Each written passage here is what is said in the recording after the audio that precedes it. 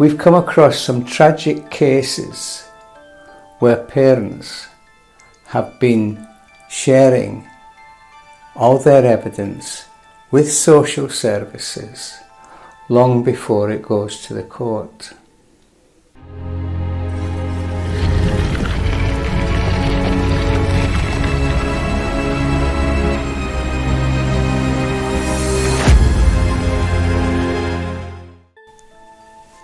About 2 weeks before the court case, both sides must submit their evidence to the court bundle as it's sometimes called.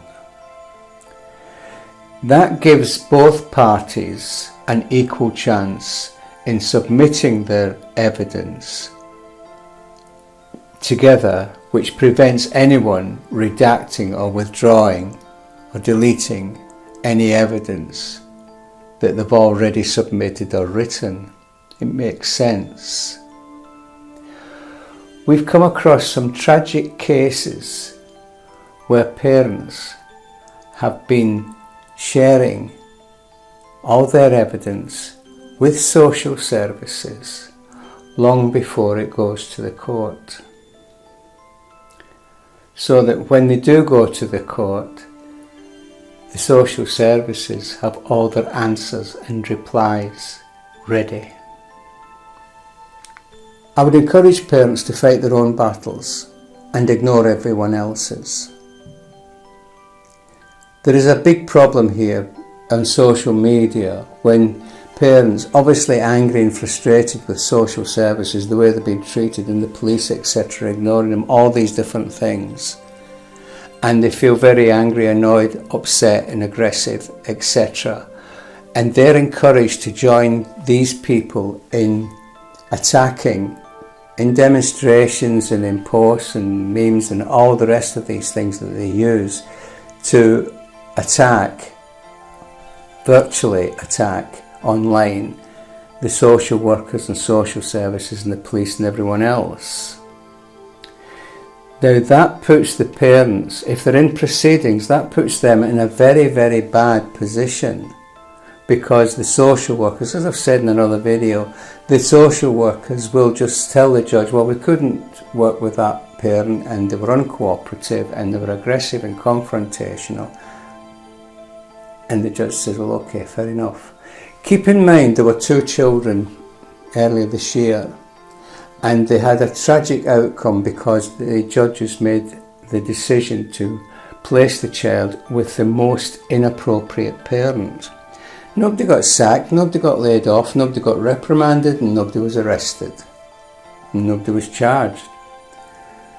Because they just said to the judge, well, they were very confrontational. We feared for our own safety going to visit that person, and so we tried to avoid them as much as possible.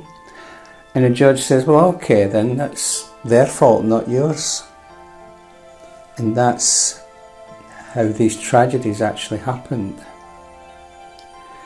So just for the sake of the proceedings and for the sake of your children, be cooperative, and without saying too much, without saying anything if you can, just do what you're told, because they will take advantage of you and they will go too far, and when they go too far, that's when we can step in as an organisation and help to gather the evidence that will destroy them in the court. This has happened on 3 cases now, very recently, all 3 together, very, very close together, within days of each other. And this seems to be a trend. I'm hoping it is a trend where judges are looking at the evidence that was presented to them and deciding whether or not it was valid. And that way the parents can get their case brought back into the court and be resolved more favourably for the children. It's a bit of a tragic topic to be talking about with you guys, but I'm sure you'll understand the importance of this. Certainly with the charity that we have and Stability 4C, We are breaking new ground. We are winning awards for what we're doing. And we seem to be getting it right.